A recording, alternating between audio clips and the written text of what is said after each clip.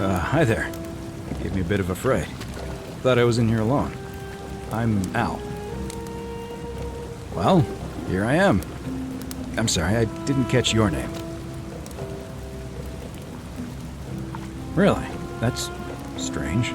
I was just reading an old tablet I found here. Well, trying. My Latin is kinda rusty, but the last entry mentioned someone with the same name. It described an event about 2,000 years ago. Someone with your name appeared in the city out of the shrine of Proserpina. Freed an imprisoned woman named Scintilla, who then murdered her captor, breaking some kind of ancient law. It said the attack caused golden statues to come alive, hunting down everyone in the city and turning them into gold. Apparently, the only person to survive was Scintilla, while the stranger disappeared in a flash of light. What? You're saying you were here 2,000 years ago? I'm not sure I understand. I'm sorry, come again? Let me see that. God, why does this writing look so familiar? I've spent a lifetime in this place going around and around in circles. This is disturbing, but I don't understand how I could have written it. I'm not following. So you're saying, because a man from 2,000 years ago is dead, he never created a time portal, so I never went through it, and that's why I don't remember any of this. I guess you saved my life then, as well as helping that poor woman to escape. That's a lot to take in. Maybe we can escape through the same aqueduct Scintilla used, if we can find it.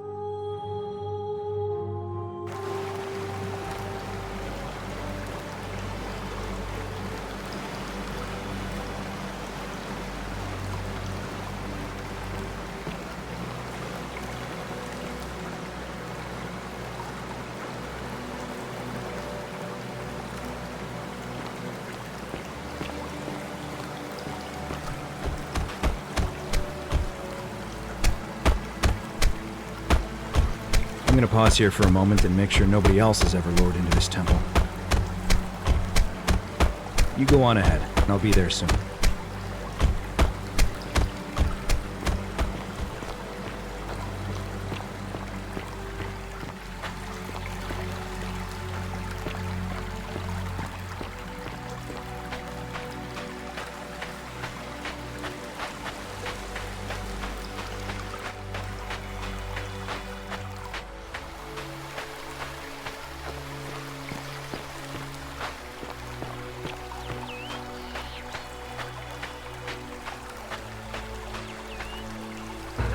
You're back! But you're alone. Does that mean you didn't find Al? Oh, what a relief. Thank you so much. I was beginning to think you'd both become trapped in there.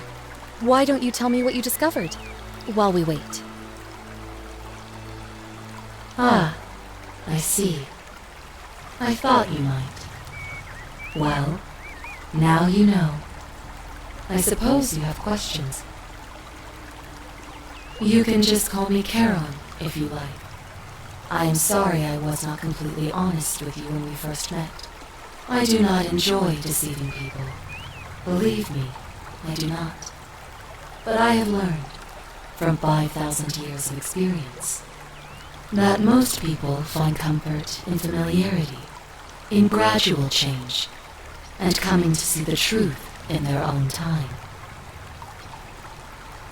That you died, of course. You were dead when I brought you here. My role, as the servant of the god of the underworld, has always been to assist the chosen to cross the threshold from the land of the living to the land of the dead.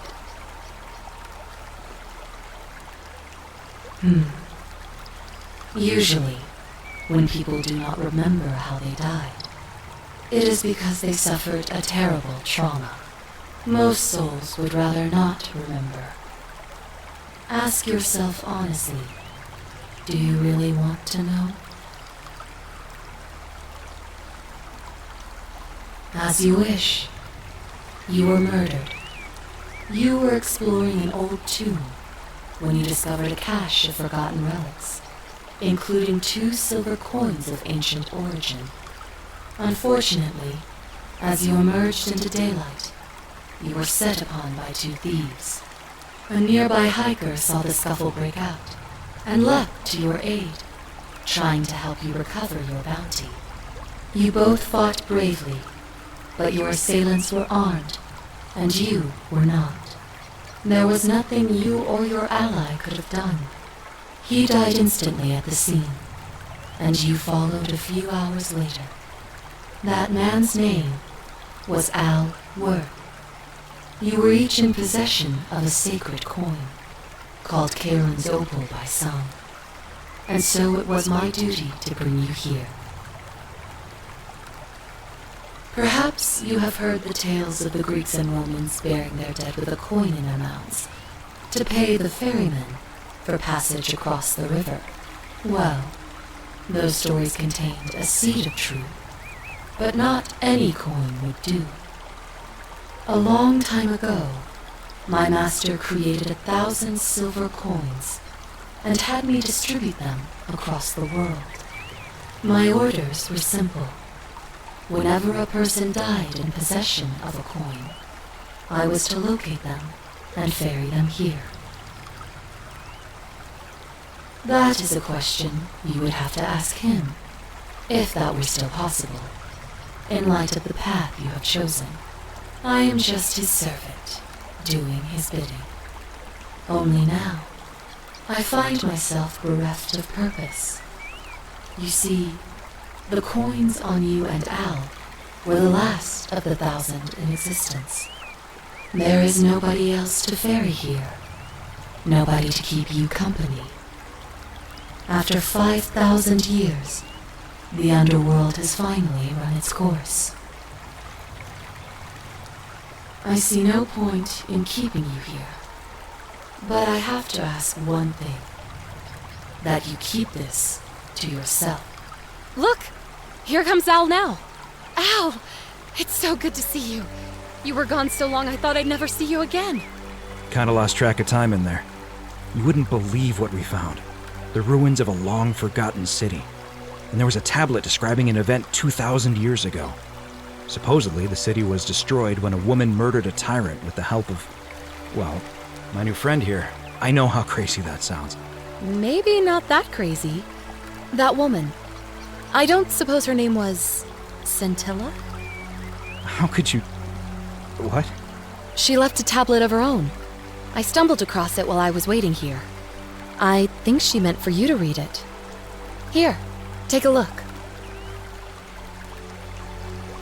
I don't know what became of you, or if you'll ever read this, but I want you to know that I will never forget you, or what you did for me. It pains me that so many dear friends were not so fortunate. Ulpius, Sentia, Lucretia, Horatius, Galerius, poor Dooley, and the others. But please understand, their blood is on my hands. Sounds like you meant a lot to her. I'd love to hear your story, but first, you two look exhausted. Why don't you hop in my boat and rest while I ferry you back to civilization? Sounds good to me. And you? Are you ready to go home?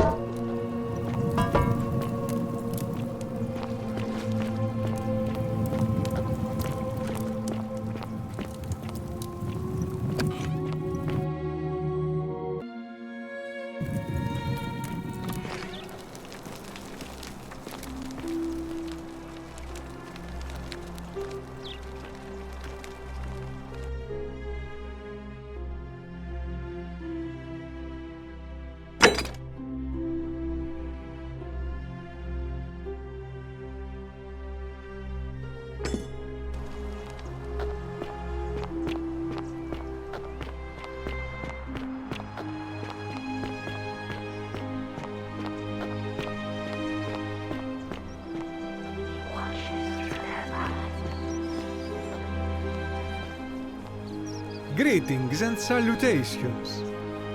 Greetings, I'm Georgius. It gladdens me to see another foreigner in our midst. We must stick together, you and I. My friend, your words intrigue me more and more. But yes, very well, ask me what you will.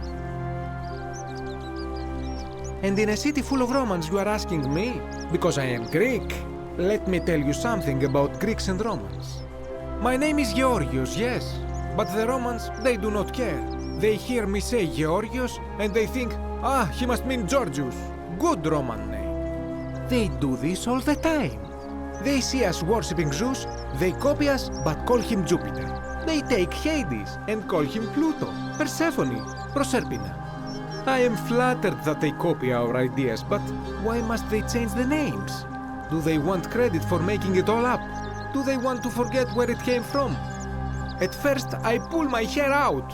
After a while, I give up, and I become Georgius the Roman. I accept the world is Romana. Plus, I have no hair left to pull.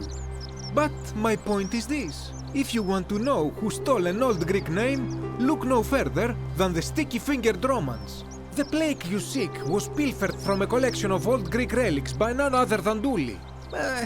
He cannot help it. Like a typical Roman, he likes shiny things, especially those that once belonged to my people. And besides, it makes him happy. So I say, let him keep it. I believe he still has it with him, in his cell, just opposite the Temple of Demeter. I hope that our paths cross again soon, my friend.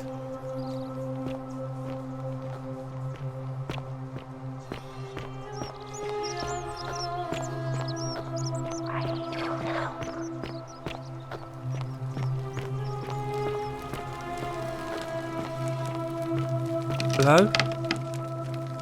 Hello? Have we met before? Do you like it? It's shiny, innit? It makes me happy just looking at it.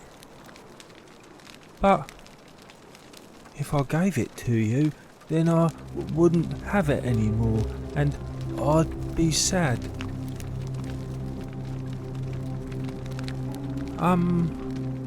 Well, if you get me out of here, then I wouldn't need it anymore because I'd already be happy.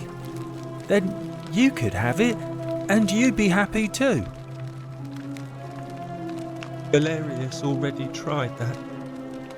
He said the magistrate wouldn't listen, no matter what. Like, Galerius? He's nice. I like Galerius. He made me a doll and everything. Yeah, Galerius will let me out. Then you can have my plaque and everyone will be happy. Bye-bye.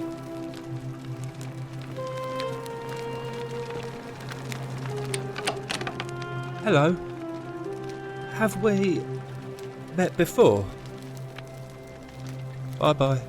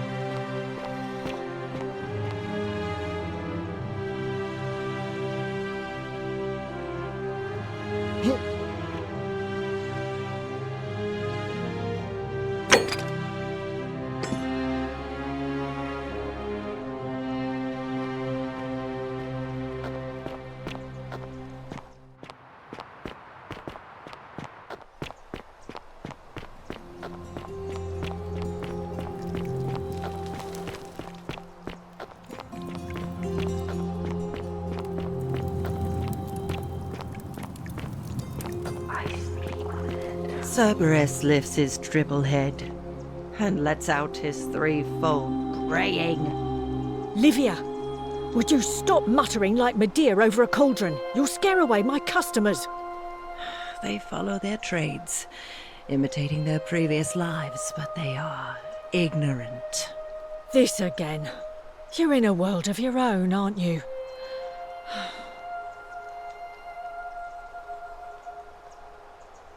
Ah, you're here. I'm so glad you decided to visit. I'm Aurelia, and I hope I'm not being too... There's a lot... Oh, I see. You prefer the company of... Let's just... Not for a few weeks now. Last time I saw him, he was sitting at a table with Georgius, whispering about some job. I remember because they kept looking over their shoulders as if they didn't want anyone else to know. So, naturally, I hovered. The one word I kept hearing was vanishing, and then, the next day, Kabash just disappeared. Coincidence? I think not. All right, see ya. You, Sisyphus, attack or pursue the stone that always...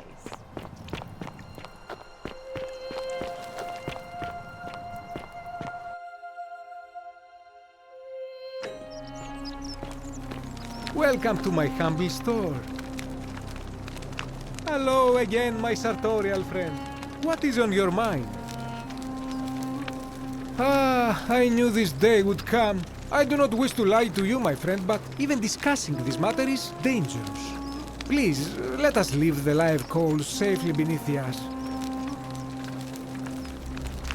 Very well, but the magistrate would not look kindly upon this, so please keep it to yourself. For several months now, I have been sneaking out at night to worship the gods of my ancestors in the temple of Demeter. Each day, I leave offerings of food in the hope that we may have a bountiful harvest, and yet the next day when I return, the food is missing.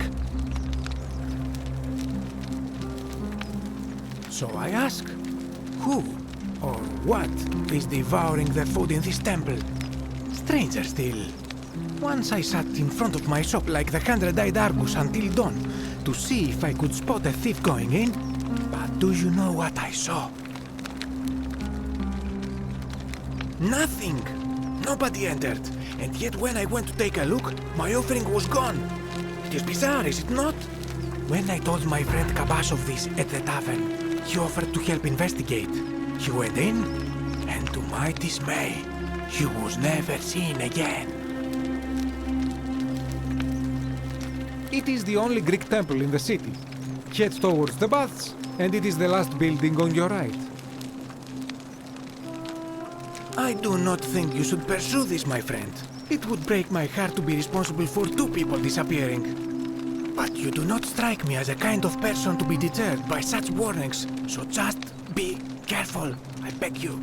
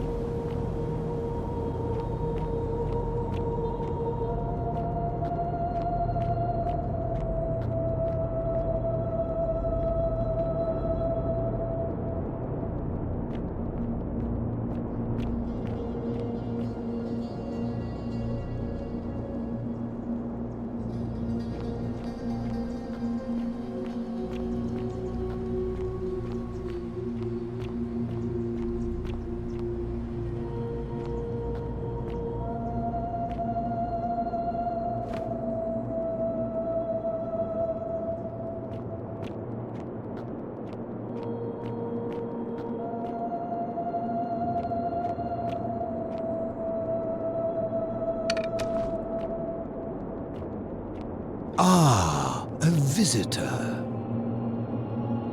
Welcome, welcome. May I ask your name? It's a sincere pleasure to meet you. Tell me, what brings you all the way down here? Ah, Kabash. I know this man. He came through here some weeks ago. I will tell you everything I know. But first, a request. I've been living down here alone for many years, with nobody to talk to but myself. The one thing I long for above all else before I die is a good philosophical argument with somebody astute. I'm hoping that person is you. Let us find out with this simple question. Have you deduced the name of the god responsible for the Golden Rule? Excellent. I see you are indeed quite astute. Very few come to that realization before their time in the sun is over. Now, will you join me in a friendly Socratic dialogue? Wonderful. Then let me begin with a question. Would you say you know the difference between right and wrong?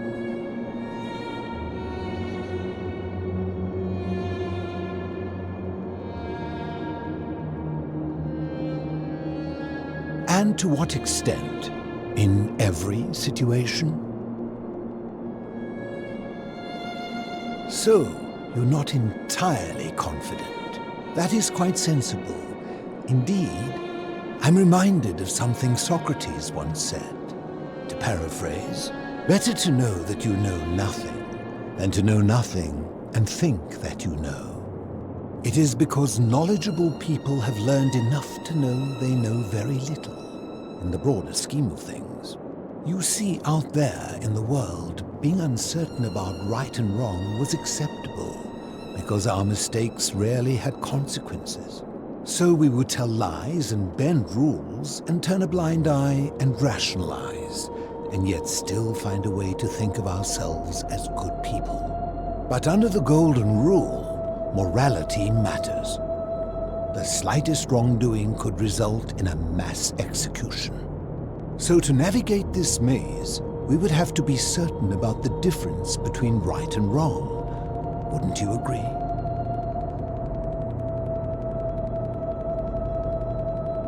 That is an excellent question, and it leads directly to my next line of inquiry. So let me ask you this.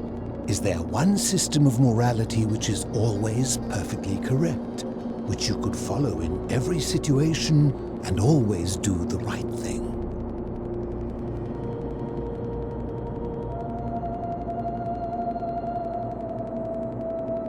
Are you sure? Or is it possible that humans simply haven't figured out the right system yet? So is it up to each of us to decide what right and wrong mean to us individually? Or must we simply follow the laws and customs of whichever community we're in?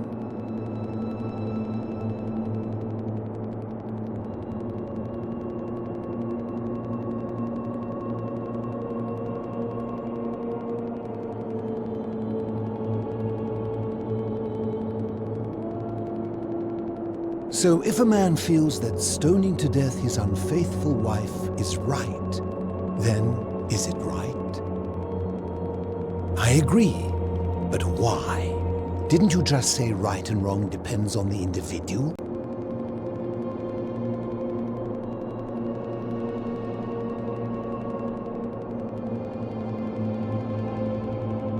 And that's a credit to you. It is the mark of a civilized person to change their position when presented with a superior argument. My point is this. I don't think anyone alive truly knows any hard and fast rules about right and wrong.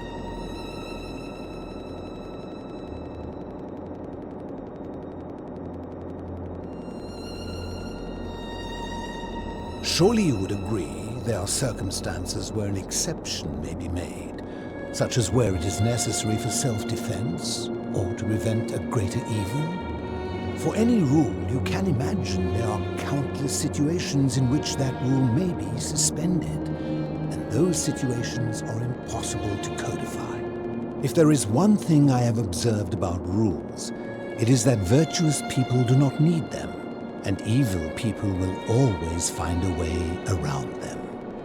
And so we must accept our limitations, and the sad truth that no human society will ever achieve the utopia for which it strives. In mathematics, we would call it an asymptote, a line that can be approached but never reached. Because the only way to create a utopia is with the ever-present threat of force, such as the Golden Rule. This and no other is the root from which a tyrant springs when he first appears as a protector. And life under tyranny is no utopia at all.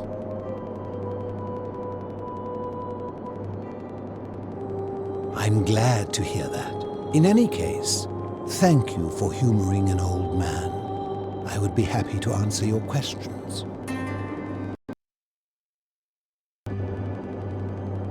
You mean, how did I end up living alone in this cave with nothing but these relics of the past for company?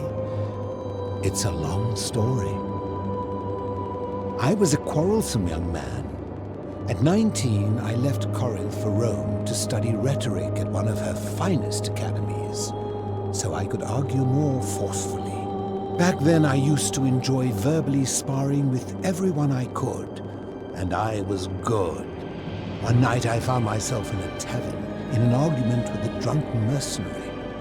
It became heated, he drew a gladius, and I won the argument, but lost my life.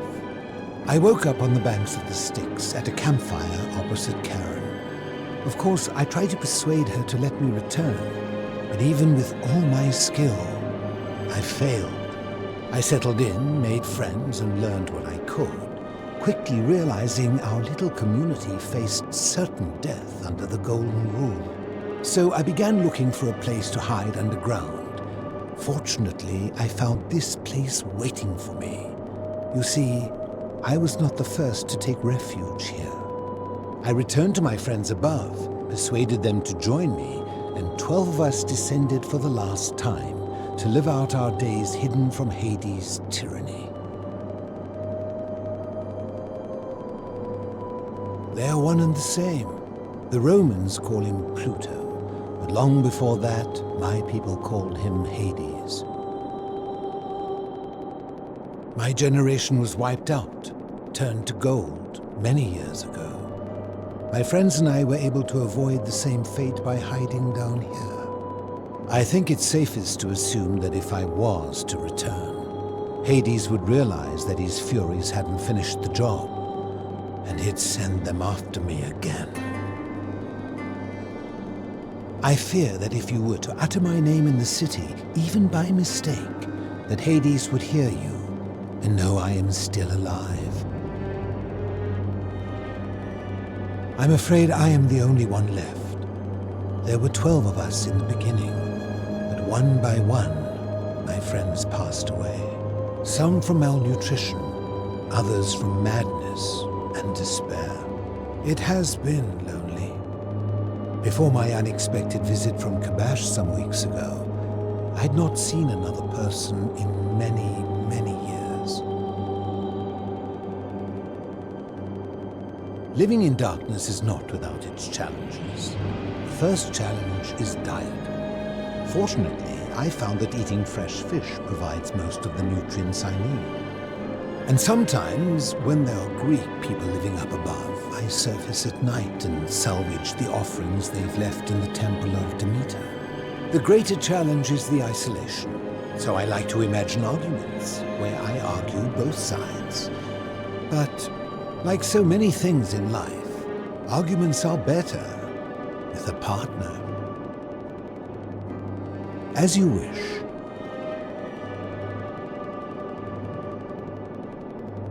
I will tell you, but you may find him hostile. To prepare for your encounter, there are certain things you must know. Very few know this, but before the Romans came to this city, it was once entirely Greek. The architecture, the temples, and the people. When the Romans came, in typical fashion, they claimed it as their own, built over everything that could be built over, and renamed the things that could not. Thus, the shrine of Persephone became the shrine of Proserpina. And when they found an obelisk bearing the name Hades, they tore it off and replaced it with Pluto instead. And the city's dwindling Greek residents, witnessing this compulsive Roman conquest, decided to preserve what they could of their heritage. They gathered their art and valuables, secreted them away through the Temple of Demeter, and hid them here, out of reach of the Romans. However, there was one thing that always seemed out of place to me, and it is the very thing you seek. An even older plaque bearing an Egyptian inscription. We had no idea until years later when the first of my friends began to die. As a result of their deaths, we began to dig catacombs branching off from this cavern to lay them to rest. We extended the tunnel so far that we accidentally discovered another, an even older tunnel, which somebody had gone to great lengths to keep hidden. Suddenly it made sense why there was an out-of-place Egyptian plaque among our people's possessions. You see, we proud Greeks had thought the Romans beasts for stealing and corrupting our heritage. But it turns out this game has been going on much longer than any of us imagined. I think it is best you head through the catacombs and follow Kabash's trail. There are certain things you must see for yourself. Take this key. You'll need it to open the gate.